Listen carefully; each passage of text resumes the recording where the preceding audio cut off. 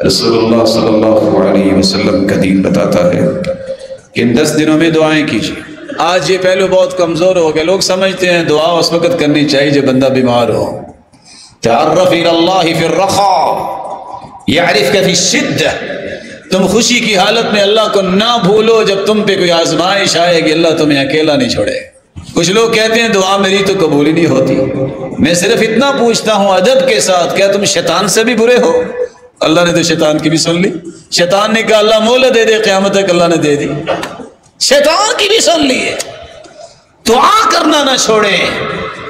دعا میں جب ہوتی ہے، سیدنا عمر کہا کرتے تھے مجھے دعا کی قبولیت کی پریشانی کوئی نہیں، کیونکہ اللہ یا تو فوراً قبول کر لیتے ہیں، یا اللہ اس کا ذخیرہ کر لیتے ہیں قیامت کے دن تک، یا کوئی مصیبت ٹال دیتے ہیں، ضائع نہیں ہوتی۔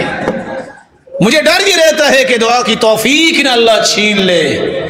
حدیث میں آتا ہے جب آسمان سے بلا آتی ہے، نیچے سے بندے کی دعا جاتی ہے، یہ زمین و آسمان کے درمیان گتھم گتھا ہوتی ہے، اور یہ دعا اس بلا کو قیامت تک زمین تک پہنچنے نہیں دیتی۔